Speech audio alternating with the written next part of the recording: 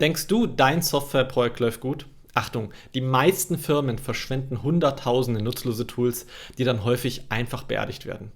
In diesem Video zeige ich dir die 3 größten Fehler, die selbst erfahrene Manager immer wieder machen und wie du sie am besten vermeidest. Mein Name ist Patrick Beck von Rescale Consulting, ein IT-Dienstleister für Digitalisierung und Softwareentwicklung. Ich selbst begleite Unternehmen bei der Digitalisierung seit 2005 und habe selbst mehrere Unternehmen aufgebaut. Ich kenne mich daher sehr gut aus mit der Digitalisierung, aber habe auch einen guten Blick für die unternehmerische Perspektive. Was sind die größten fatalen Fehler bei Softwareprojekten und bei Digitalisierungsprojekten?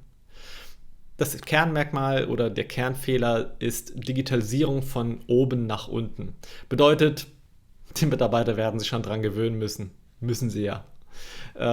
So kann man natürlich seinen Mitarbeitern etwas vorsetzen.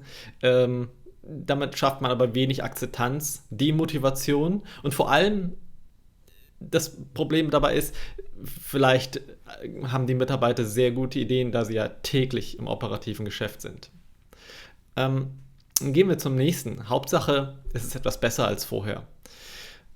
Häufig werden Softwareentwicklungen von Managern konzipiert, die ein bestimmtes Symptom lindern möchten. Und wie Henry Ford sagte, würden wir den Leuten geben, was sie möchten, dann hätten wir schnellere Pferde. Und das führt eben häufig zu auch weiterhin irritablen Prozessen, die jetzt einfach anders, vielleicht auch ein bisschen schneller laufen, Hauptsache digital. Und Vorzeigebeispiele dafür kennen wir ja für schlechte Digitalisierung. Die gibt es zuhauf, nicht zuletzt bei deutschen Behörden, bei Online-Formularen, die nur in bestimmten Browsern funktionieren, dessen Logik nur mit persönlicher Führung am Telefon vom Support beantwortet werden können. Und am Ende kommt ein PDF heraus, das man ausdrucken muss, unterschreiben darf und dann per Post oder noch am besten per Fax einsenden muss. Und ja, Entwicklung nach dem Big Bang-Prinzip. Es wird eine Mega-Software gebaut, in die alles rein muss und vorher ist die Lösung nicht fertig. Das heißt, die Software greift in jeden Bereich des Unternehmens ein. Es wird ein riesiger Monolith gebaut und wenn man es in Betrieb nehmen möchte, dann kracht natürlich alles, vor allem auch bei den Mitarbeitern. Es geht wieder in die Entwicklung und entweder gibt man auf oder man stellt sich jahrelang fluchende Migration ein. Und Migration bedeutet nicht nur, dass die Daten und Schnittstellen angepasst werden müssen, sondern letztlich auch die Nutzer die neue Software nutzen müssen. Und diese Nutzung bedeutet auch, Mitarbeiter müssen sich anpassen. Bedeutet auch, das klappt eigentlich in der Regel nicht so gut. Umso mehr man ändert, desto schwieriger ist letztlich auch die Anpassung oder das Change Management der Mitarbeiter. Denn jeder Prozess, der jahrelang gelebt wurde und dann geändert wird, das braucht Zeit. Und diese Zeit verlagert man mit den Modulen am besten mit in die Entwicklung. Ich gehe da gleich nochmal drauf ein. Die Frage ist nämlich grundsätzlich, was kannst du insgesamt besser machen bei so einer Sache? Und Punkt Nummer 1, und das ist sehr, sehr wichtig, ist, die Mitarbeiter zu fragen. Du hast in deinem Unternehmen Mitarbeiter, die jeden Tag im operativen Geschäft eingebunden sind. Und entweder fluchen sie über bestimmte Themen jeden Tag oder sie investieren unglaublich viel Zeit in bestimmte wiederkehrende Aufgaben.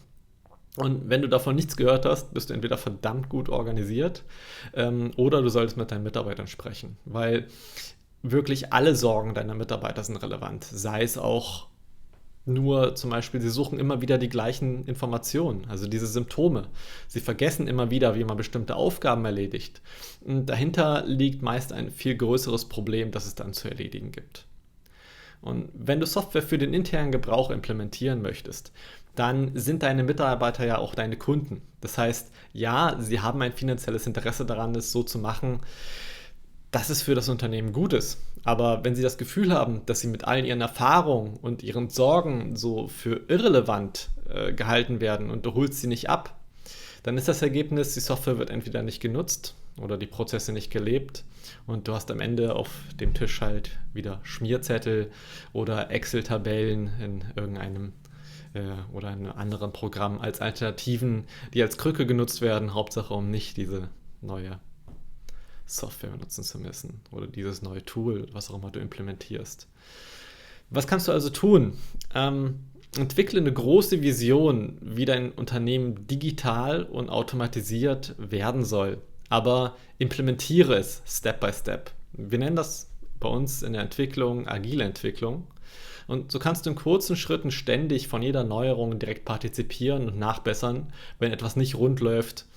Und deine Mitarbeiter werden es dir auch danken. Dann haben sie praktisch mit jeder Kleinigkeit, die sie Step by Step implementiert bekommen und dann sich darauf anpassen können, die Möglichkeit, trotzdem den Großteil ihrer Arbeit noch weiter erledigen zu können.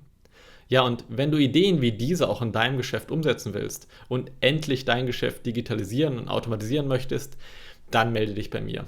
Geh auf rescale.ch und trage deine Kontaktdaten ein für ein kostenloses Erstgespräch.